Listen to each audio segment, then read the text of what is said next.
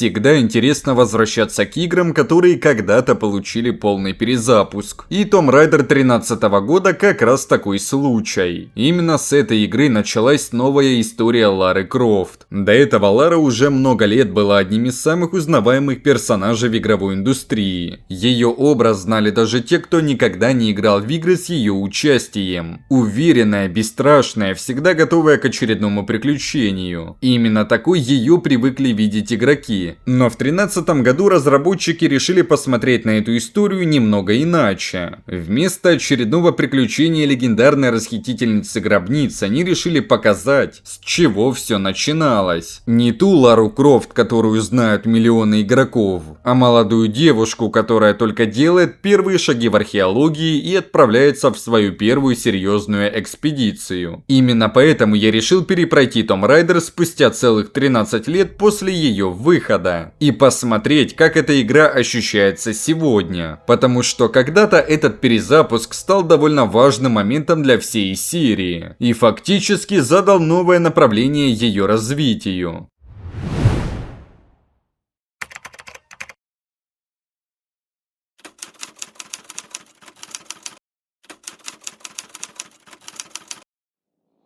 История начинается с исследовательской экспедиции на корабле Endurance. Наша героиня Лара Крофт с командой отправилась на поиски легендарного острова Яматай, что находится в треугольнике дракона. Согласно легендам, на этом острове когда-то жила целая цивилизация под правлением Пимика, императрицы Солнца. В один прекрасный день к Ларе попали записи ее покойного отца, где она как раз и узнала об этом острове и его координатах. Возвращаясь к нашему времени, Лара лежит у себя в каюте и спокойно слушает музыку. Но как это обычно и бывает в таких историях, спокойствие длится недолго. В какой-то момент начинается сильный шторм. Огромная волна силой бьет по кораблю, и судно буквально раскалывается на две части. Начинается полный хаос. Лара, пытаясь хоть как-то спастись, решает перепрыгнуть на другую половину корабля. А там как раз какой-то мужик тянет руку, чтобы вытащить ее наверх.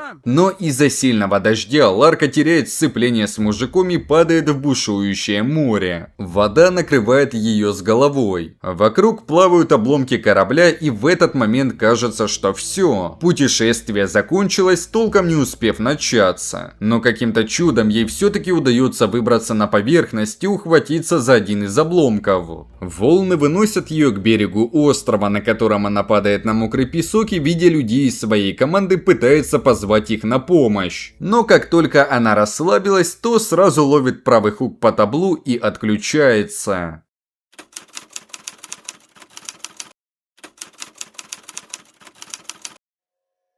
Лара приходит в себя, подвешенной вниз головой. Ее связали в какой-то пещере. И вокруг, мягко говоря, атмосфера максимально романтическая. Везде горят свечи, создавая уют, а таинственный поклонник, по всей видимости, решил испробовать шибари. Но, видимо, Ларке это не по душе, и она предпочитает отдыхать по-другому. Поэтому она раскачивается, чтобы освободиться, поджигает ткань и падает прямо на штырь, но не на тот, на который вы подумали, а металлический. Далее мы берем факел и продвигаемся вглубь пещеры по костям. Тут игра знакомит нас с механикой поджога предметов. Для этого нужно взять любой горящий предмет и поджечь им препятствие, после чего на уверенных щах пройти дальше. Но уверенность длилась недолго, и Ларку хватает за ляху тот самый маньячила, который нас сюда и приволок. Но мы отбиваемся и двигаемся дальше. Далее игра знакомит нас с простенькими головоломками, где, чтобы пройти вперед, нужно расчистить проход. Для этого нужен огонь, а мешать нам будет стекающий из горных пород ручей. Также здесь есть два механизма. Первый загружает, а второй выгружает. Поэтому, чтобы пройти дальше, включаем голову и загружаем плывущие ящики на первую платформу. А потом быстро вываливаем все добро на второй механизм и поджигаем. Остается только толкнуть ящик, и бинго, проход открыт. Но не успели мы долго нарадоваться, как перед самим выходом под Ларой обваливается пол, и мы уже снова скатываемся куда-то вглубь пещеры. Через пробежку в 20 секунд нас каким-то чудом снова догоняет тот самый чувак, но метким ударом пяткой по Хари Лара отправляет его в вечный нокаут, после чего ей наконец-то удается выбраться на свет дневной. Виды, конечно, завораживают, но сразу видно, что не мы одни такие, кто попал в шторм. Но нам повезло, и мы находим сумку члена нашего отряда по имени Сэмми. В ней есть камера и рация, этого, конечно, мало, но что поделать. Сейчас у Лары есть дела и поважнее, а именно развести костер, потому что погода стала дождливой, хотя буквально 5 минут назад сияло солнце. Все это как-то странно, но пока мы не придаем этому значения. Наша героиня не пальцем делана и сама быстренько разжигает костер, у которого садится погреться. И чтобы не терять времени, она решает просмотреть записи с камеры, которую мы нашли пару мгновений назад. Здесь игра знакомит нас с нашей командой и раскрывает лор этого острова, правительницей которого была Пимика, императрица Солнца. Но пока мы смотрели влоги наших приключений, погода на острове снова изменилась. Дождь пропал, а Лара захотела перекусить. Благо на острове полно различной дичи, как говорится, на вкус и цвет. Но чтобы эту дичь поймать, нам нужно какое-то оружие. И как же Ларе везет. Рядом с нашим лагерем на дереве подвешен труп, у которого есть лук. И чтобы его достать, нужно было немножко поднапрячь свои булки. Но в целом первое оружие самообороны у нас теперь есть. Быстренько охотимся на оленя и снова переносимся к костру, у которого нас знакомят с механикой прокачки перков.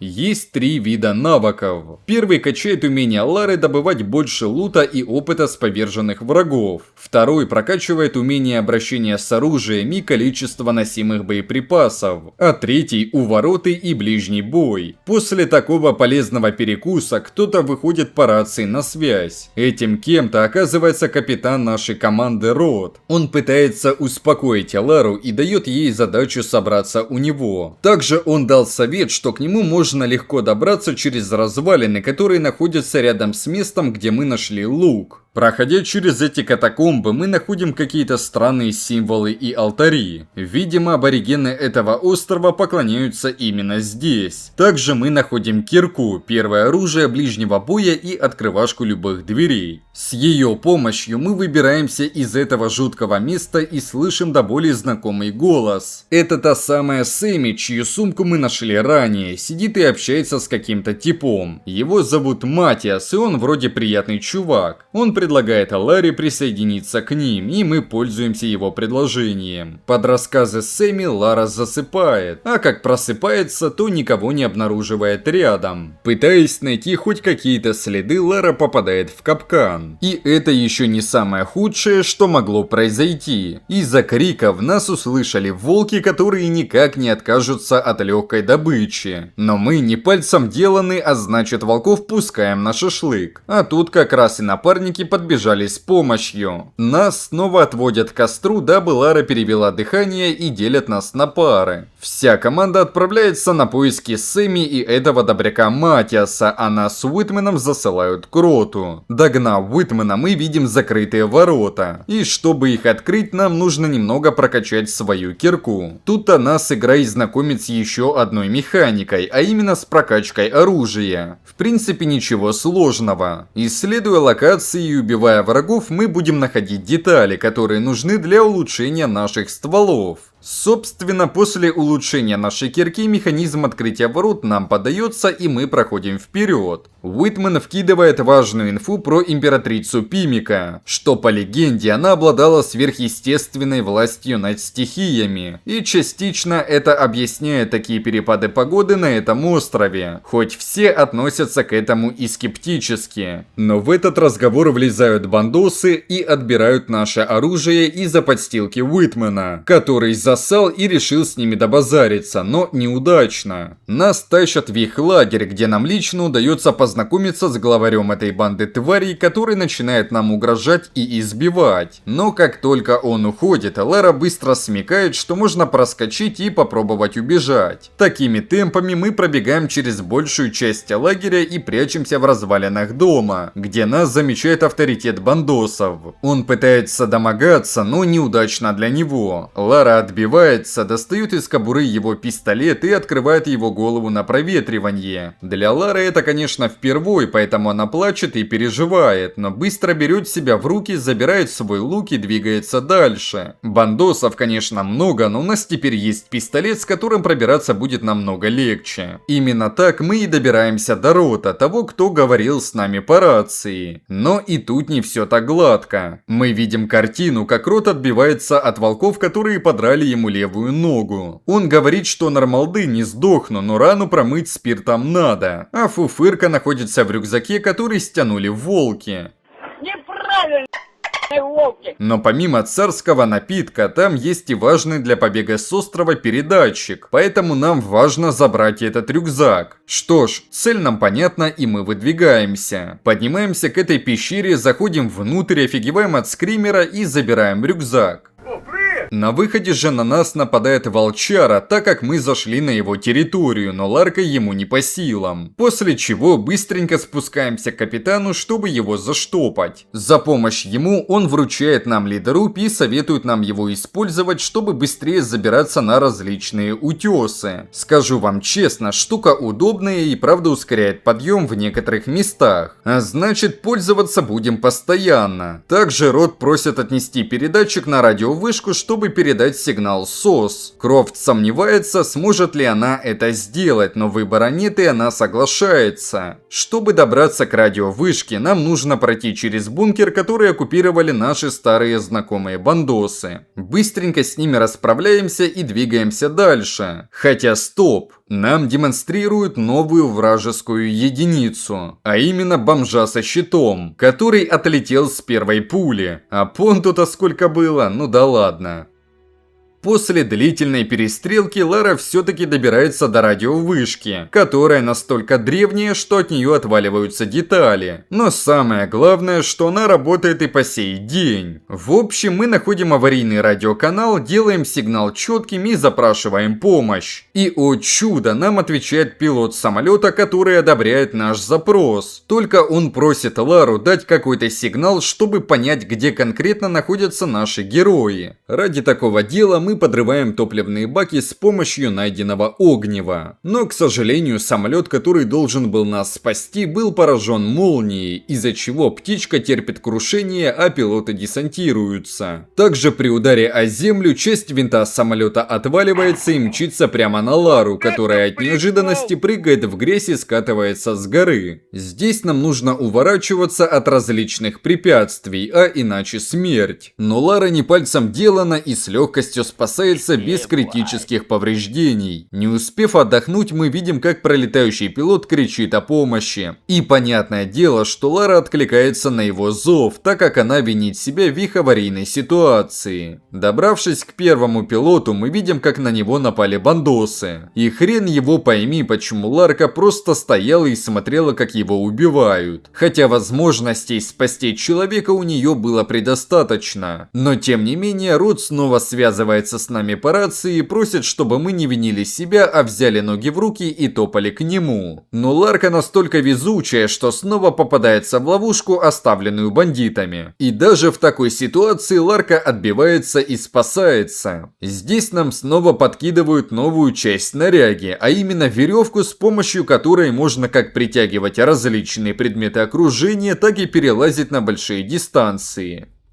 Такими темпами мы добираемся к Роту, который снова рад нас видеть. Но тут второй пилот выходит на связь и просит помощи. Лара, конечно же, готова прямо сейчас мчаться выручать бедолагу. Но Рот просит ее забить на него. Мол, всем спастись не удастся, а это какой-то ноунейм, которого Ларка даже не знает. С характером Лары спорить сложно, поэтому она стоит на своем и выдвигается на помощь пилоту. Добравшись до него, мы видим картину, как пилота оттащили притащили бандосы и сделали его приманкой, чтобы заманить нашу подружаню. Под предводительством ублюдка Матиаса, который оказывается крысой, нас пытаются подорвать на мосту с помощью бочек с горючим. Но на крики и взрывы приходят они. Громовые стражи, которые с легкостью разбираются с бомжами и забирают все тела, включая нас, в какой-то храм. Нас подвешивают на крюк, с которого мы спрыгиваем и чуть ли не ломаем спину вместе с рацией. А за окнами мы видим силуэт какой-то огромной твари, которая еще и рычит. Пробираясь по костями отрезанным конечностям людей, мы видим трупы солдат со времен Второй мировой войны. И при этом находим дробовик, который легко простреливает доски с колючей проволокой. Пробираясь дальше, мы находим гробницу первой императрицы Солнца. И все-таки этот остров — это тот самый легендарный Яматай, на который мы и стремились попасть. На фресках расписаны части обряда, который объясняет про ритуал передачи власти, или же простыми словами обряд Вознесения. Нужен он для того, чтобы выбрать наследницу, которая сможет стать следующей императрицей Солнца и по совместительству императрицей Громовых Стражей. После полученной информации нужно отсюда выбираться, потому что этот огромный демон Они следует за нами по пятам. Но не все так просто. И чтобы выбраться с этого склепа, нужно пройти через сильнейший ветер, который без труда отрывает гнилые доски и практически лишает нас прямого выхода. Но вы же не забыли, за кого мы играем? Лара хоть и нелегко, но преодолевает это препятствие и залазит в какой-то зал с колоколом. Здесь нужно отбиться от бандосов, которые выжили при встрече с Сони, а после победы над ними решить небольшую головоломку с люками-колоколом. Поочередно открываем окна, чтобы сломать столбы, держащие огромный колокол. И после того, как все столбы треснули, обрушиваем колокол и падаем вниз. Здесь нас встречает эпичный момент побега из храма, где все ломается, а Лара спасается. После такой пробежки мы проваливаемся, по всей видимости, в дом Голлума из «Властелина колец». Ну или на очень похожее место. Тут с нами связывается уже Сэмми, которая дает нам информацию про огненный обряд. И связь прерывается. Теперь уже мы связываемся по рации с Ротом и рассказываем ему обо всем, что знаем. После чего договариваемся с ним встретиться. Тем временем наша японская подруга снова выходит на связь и просит о помощи, так как по ее словам ее пытаются как-то использовать для ритуала. Но Сэмми спалили бандосы и связь снова прерывается. Проблема заключается в том, чтобы добраться до места, где держат Сэмми, мы должны идти только напрямик через водопад, потому что больше нет никакого обходного пути. Из-за этого столб, на который опиралась Лара, сносит напором вместе с ней. И тут уже мы мчимся по течению куда-то вниз, минуя различные препятствия и паркуя свою задницу прямиком на какой-то самолет со времен Второй мировой. Под весом нашей жопы стекло начинает трескаться, но в последний момент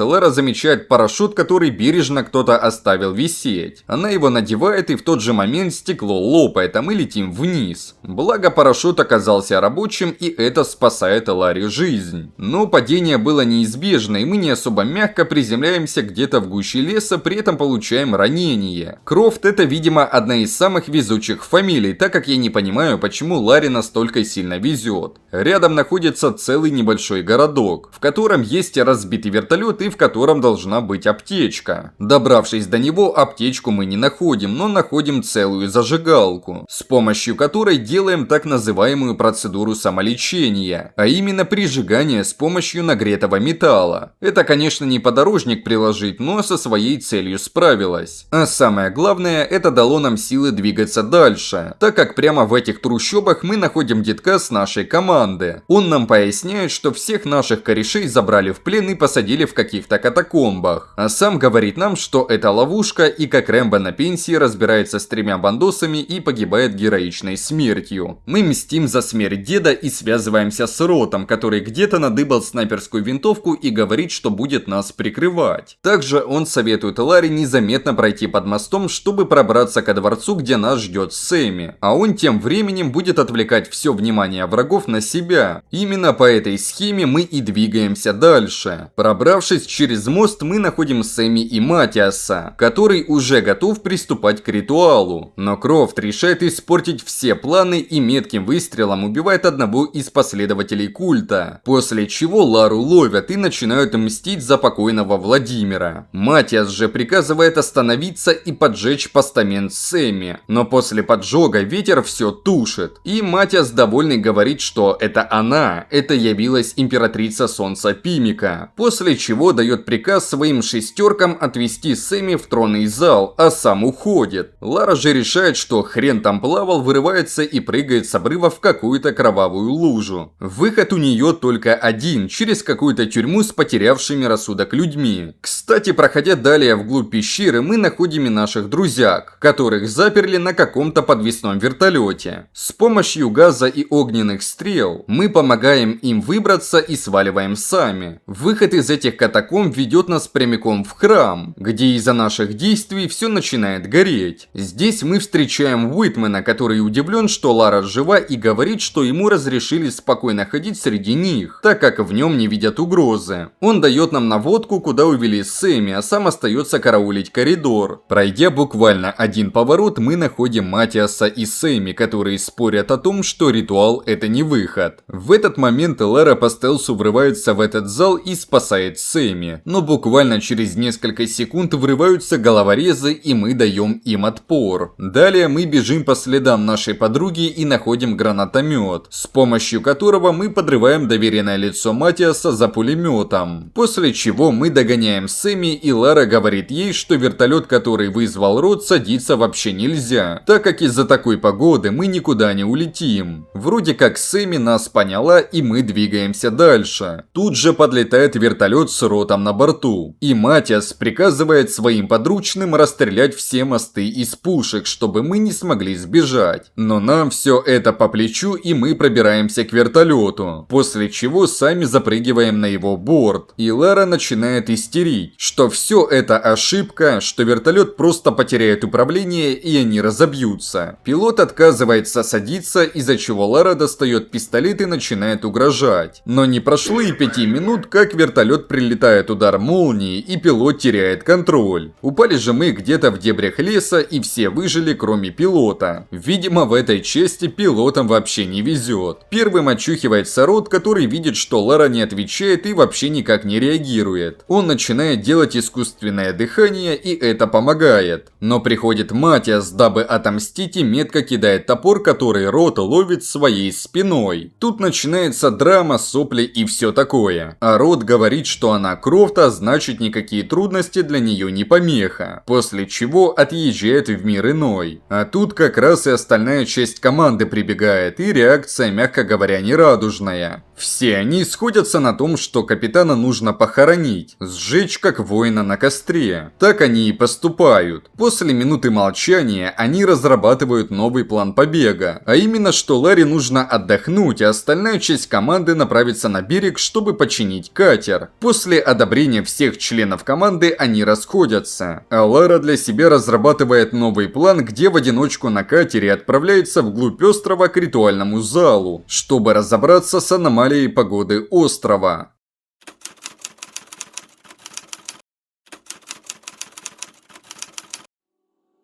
Чтобы выйти на побережье к нашим друзьям, нам потребуется пройти через знакомые трущобы, потому что только там есть подъемник, который с легкостью доставит нас на берег. Но проехав большую часть пути, механизм ломается и вся цепочка просто останавливается. И как обычно, просто так пройти не получится, потому что путь снова проходит через территории, где хозяйничают бандосы Матиаса. Но выбора особо нет, поэтому Лара, отбиваясь от врагов, помогает самим хозяевам разрушить их же постройки, и благодаря этому быстрее добраться до пляжа. Правда, мы узнаем одну неприятную новость, а именно состояние катера, мягко говоря, не очень. Мотор поврежден, половина деталей отсутствует, а без инструментов и запчастей эта посудина никуда не поплывет. А это, как вы понимаете, рушит нам все планы. К тому же команда послала Алекса за инструментами на разрушенную часть нашего корабля Endurance. И тут наша команда снова решает решает разделить обязанности. Кто-то остается у катера, чтобы подготовить его к ремонту, а Лара отправляется на поиски необходимых инструментов. Первым делом наш самый огромный член отряда по имени Иона просит Лару принести такелаж, чтобы соорудить подъемный механизм. Благо это находится рядом, и мы быстренько его находим. Но как только мы приносим недостающую часть, то слышим, как кто-то кричит и просит о помощи. Этим человеком оказывается Уитмен, который ранее куда-то пропал, а тут неожиданно снова объявился. Именно поэтому Лара и предъявляет за это Уитмену, что он кинул команду, чтобы сохранить свою шкуру. Но Иона просит всех перестать сраться. Он дает нам мощный композитный лук и желает удачи. С новой снарягой мы продвигаемся через обломки различных кораблей, которые прибило к берегу. К тому же находим огромный бункер со времен Второй мировой войны, который тоже становится преградой к нашей цели. Именно в нем засела большая часть людей Матиаса, но Лара уверенно со всеми разбирается. После чего мы легко пересекаем огромную часть морской глади с помощью каната, натянутого поверженными нами врагами. Правда, есть один нюанс. Сам корабль кишит бандосами, а путь к инструментам и Алексу охраняет огромный бронированный здоровяк. Настоящий шкаф с ногами и железными кулаками, подумал я. Но на деле все оказалось куда проще. Чтобы его победить, мне пришлось пару раз увернуться и контратаковать. И так до победного. Кстати, в награду за него я получил жумар. Это такая штука, которая помогает передвигать тяжелые предметы и в целом быстрее ездить по тросам. С помощью нее мы разгадываем головоломку с крюком, чтобы убрать электрическую преграду на пути к Алексу. Он все-таки нашел инструменты, но его завалило металлом. Он отшучивается, что больше ему не стать танцором, и говорит, чтобы мы убирались оттуда, а сам жертвует собой, чтобы нас прикрыть. Тут начинается экшен, и мы как Спайдермен на паутине пулей вылетаем с этого корабля. На обратном пути через бункер мы находим старый дневник, в котором сказано о таинственной гробнице важного полководца. Это находка недостающий элемент головоломки, который позволит нам установить контроль над бурями и спокойно слинять с острова. После таких новостей мы возвращаемся обратно в лагерь и рассказываем о том, как Алекс пожертвовал собой, дабы прикрыть всю команду. Все, конечно, разочаровались, но Иону, как всегда, пробило на жратву, поэтому он сразу устроил поминки для своего кента. Жаль, только деда не хватает, так бы было бы с кем выпить. После посиделок у костра нам сказали, что катер смогут починить до рассвета, а нам этого времени должно хватить, чтобы сгонять в гробницу того самого важного полководца императрицы. Путь туда не особо интересный, но зато в самой гробнице мы находим погибшего самурая, который сделал себе сэппуку. Простыми словами, чеканул себя. У него же мы находим свиток с информацией, в которой сказано, что вызывает бури душа в разлагающемся теле. А значит, это то, что нам придется уничтожить тот труп, который мы находили ранее, чтобы прекратить все эти погодные аномалии. Теперь нам нужно вернуться к нашим друзьям, чтобы рассказать о полученной информации и попробовать уговорить их поехать с нами вглубь острова, чтобы остановить это безумие. При встрече они нас выслушивают и все-таки соглашаются помочь, после чего мы отправляемся. И, кстати, Уитмен похитил Сэмми, и они вместе исчезли. Скорее всего, отправились к Матиасу, чтобы начать ритуал.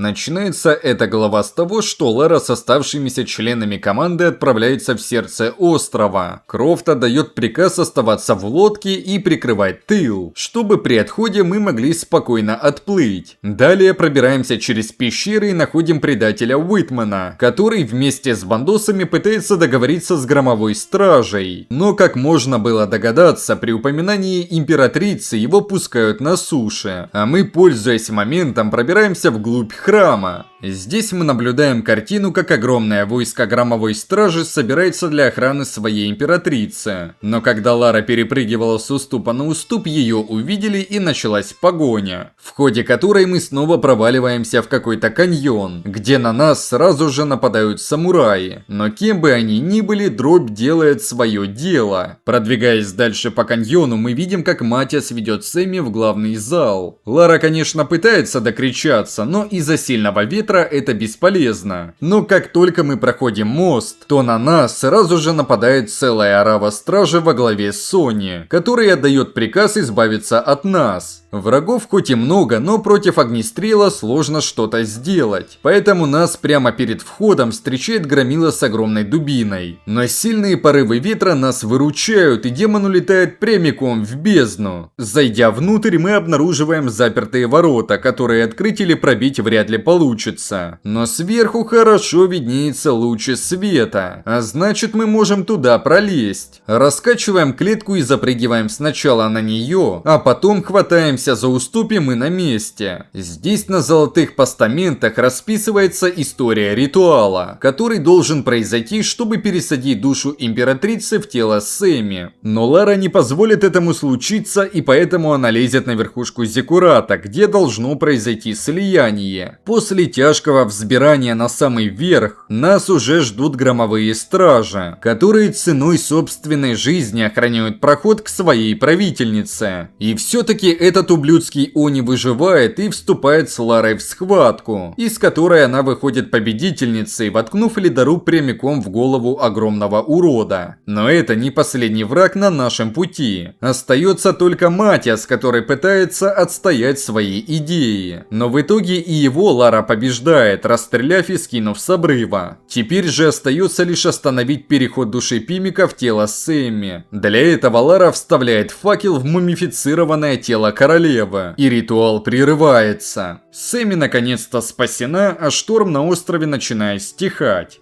Впервые за все время появляется настоящий шанс покинуть это проклятое место. Выжившие садятся в лодку и медленно отплывают, а Лара медленным взглядом провожает Яматай в последний раз.